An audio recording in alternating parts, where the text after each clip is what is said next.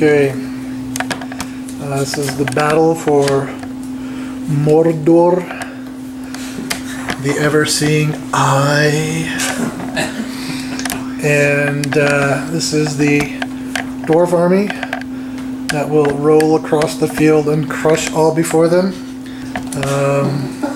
So we've got what, Iron Guard with, there's 8 Iron Guard, 4 Khazad Guard, about 12 regular dwarves with shields, or more than that, 18, and then there's 12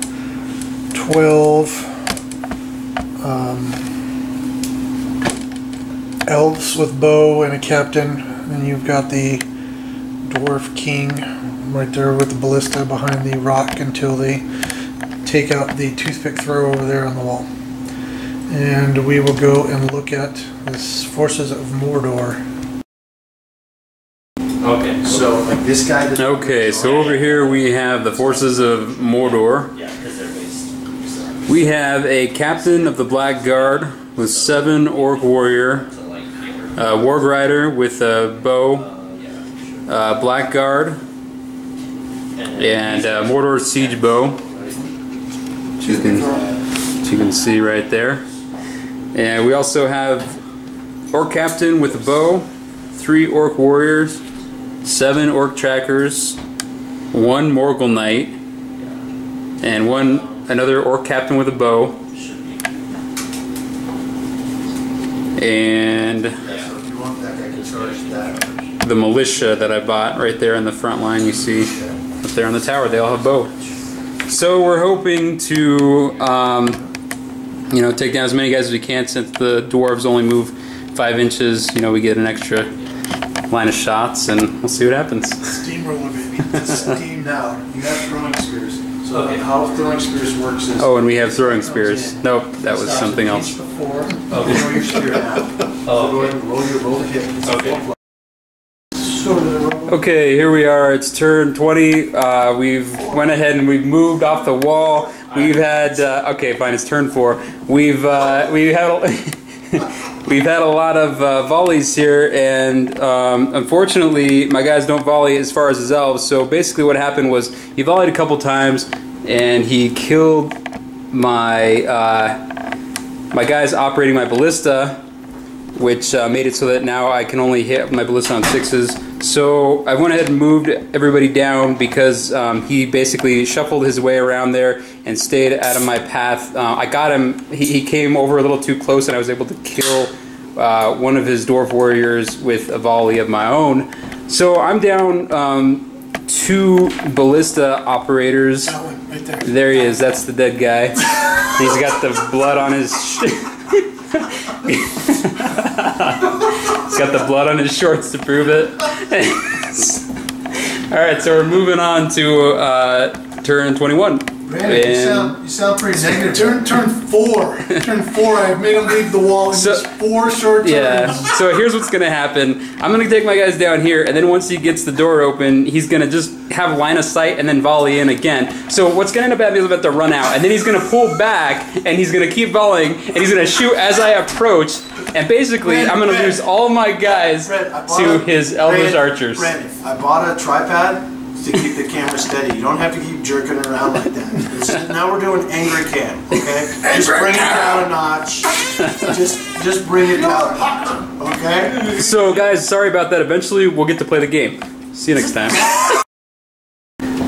Alright, here we are. This is turn 14, and this is what has progressed on this battle. We have elves right there. The dwarves are moving in. The orcs actually opened the gate.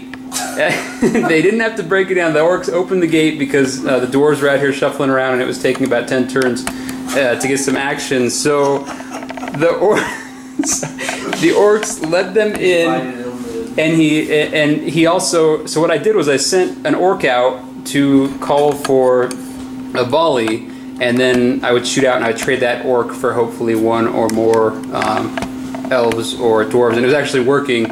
I did it like 2 or 3 times. until the dwarves finally got sick of the volleys, which I was killing quite a few of his dwarves and or elves with the volley. One dwarf. This one. So that one dwarf. So he's trying to show you that, but actually, I think his total count is at like 5 or 6. Four. Two dwarves and 2 elves, and oh wait, 4 orcs. The 2 you sent out. So 1 for winning him with my guys. This guy's is good for me.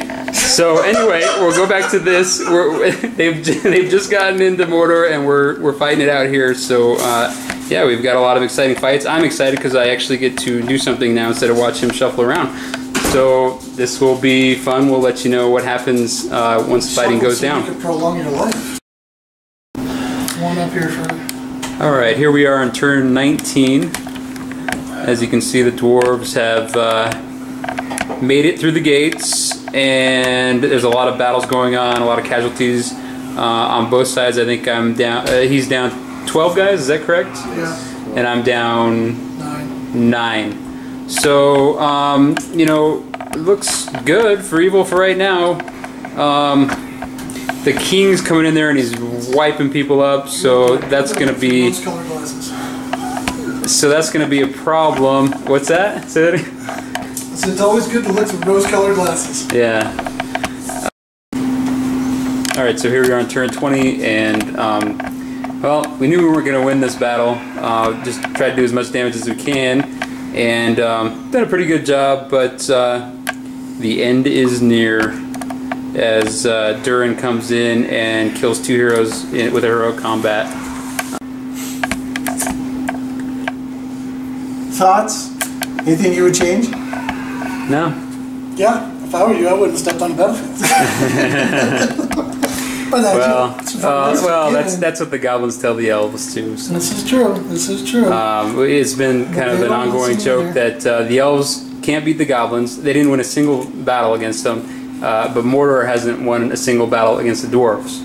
So, so we'll get back to the map and we'll see where we're at. I mean. Yeah, Isengard is strong, and the Harad are strong. The goblins lost an army because the Goblin King rolled with snake eyes. Otherwise, they would have held. Yep. Mordor's about to lose their capital and an army. Yeah. Gondor lost their capital and their army. So yeah. So at this point, I'd say this is probably a game. This is done. He's and through. on He's to the next round.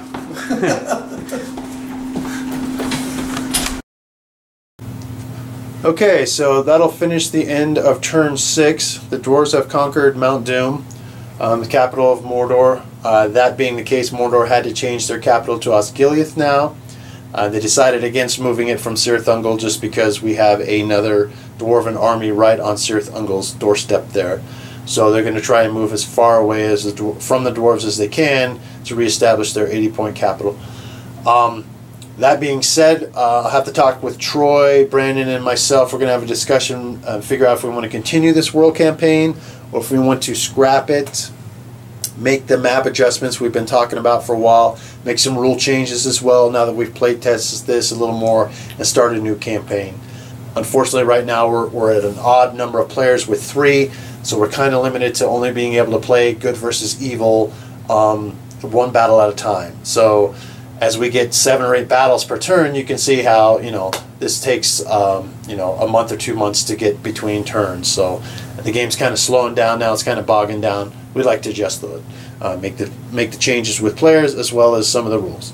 So I will let you know how that discussion goes, whether or not we'll go ahead and continue with turn 7 or if we're going to scrap this and move to a new other world campaign.